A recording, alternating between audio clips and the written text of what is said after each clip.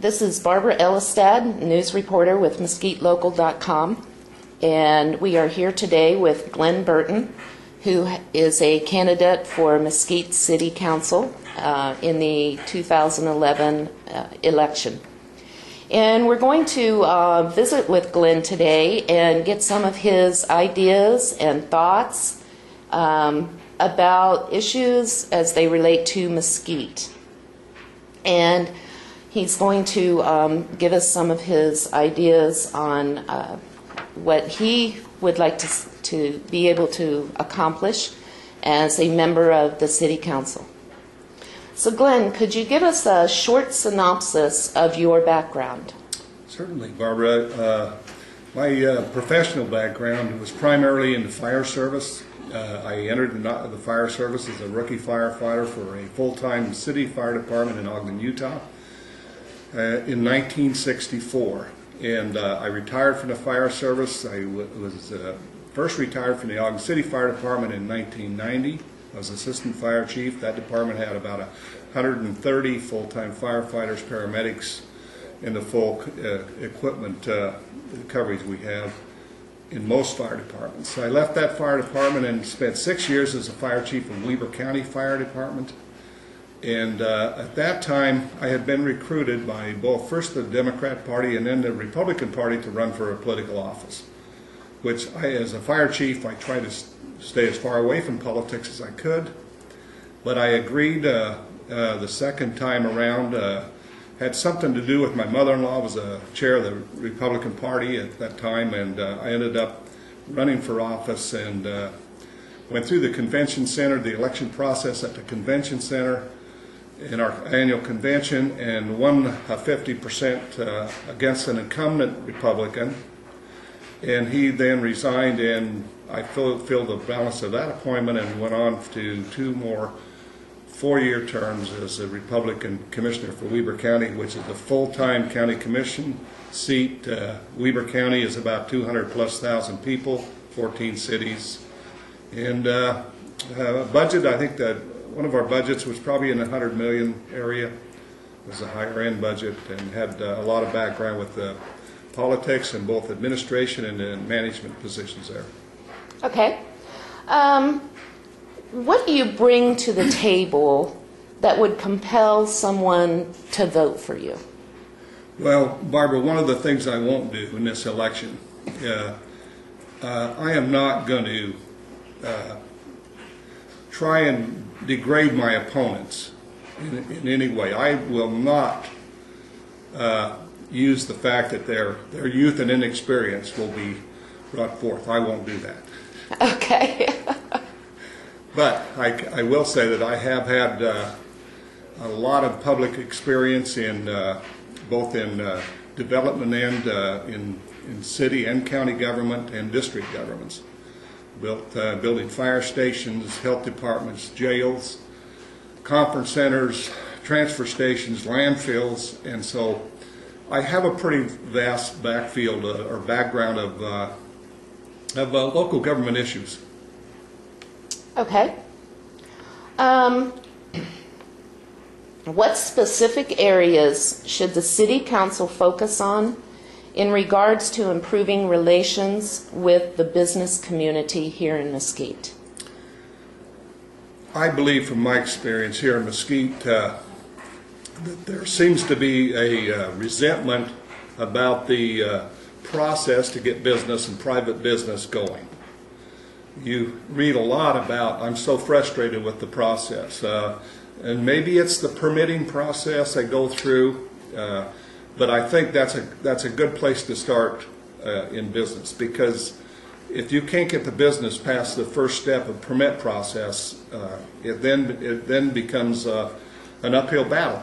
One of the things we had done in the past in the agencies I represented is we did work through with planning and zoning, and we did a 1, 2, 3, 4 permit process guide and had each department involved in that be able to take a person with step 1, here's what you first must do, step 2, let me help you through this, and help them through the process. Okay. in a little bit broader theme, what would you do to try to attract more businesses or a variety of businesses to relocate here in Mesquite? As far as businesses, I think that you first have to have a search going. The company's got to be able to produce here in this area, in this climate we're in, and so I think some of the challenges. I am not opposed to tourism. I think tourism is a wonderful business. In tourism, you know, the people in a tourist, they bring themselves to your town, they spend their money, and then they leave. They don't fill your jails and they don't fill your schools. And that's a financial advantage for us. I think specifically here in Mesquite, if I had the opportunity to meet with Blacks Gaming and the Oasis future of that site on the boulevard up there, I think one thing we're missing is that we have one of the highest traffic corridors in the West, in I-15. What we are missing, I think, and being an RVer for as long as I have, we are missing the attraction of coming here, staying here for more than just a night, stay here for a week, and that starts out with a easy in, easy access to the interstate and an improved RV park here with some surrounding shrubbery and trees and inviting ponds and something that says to you, I want to stay here. I'm going to stay here and I'm going to ride my bike around this city a couple of times, because that's an unknown right now for a person driving in does not know we have the great bike trails we have. There's also the desert that has an attraction. So I think we first need to get them off the interstate and say, come and stay here. Not for a day, but maybe for a week. And they can use the restaurants and all of the facilities we have here to stay longer. And that's proven over in a small town in Nevada, in Pahrump, Nevada, where Terrible's has a top-rated RV park adjacent to their casino, and that thing is always busy. And right now, Blacks, if they're going to tear that facility down up on the boulevard, the old casino, and so they have got the ground. If they're trying to get the tax load off of from their buildings, tear them down. They've got the infrastructure in. They've got a swimming pool there.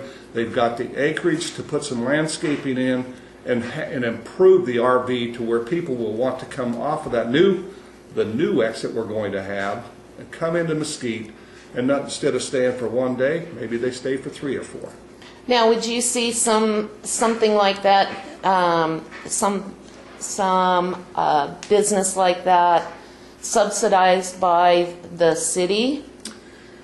You know, I'm not a believer in big governments, and I think the city is probably working at capacity right now with what the finances are and the economy that we're in. But let me say this, that in a lot of areas across this country, going back to the RV park, the owners or operators, state parks will do the same, federal parks will to some extent do the same, offer a camp host position.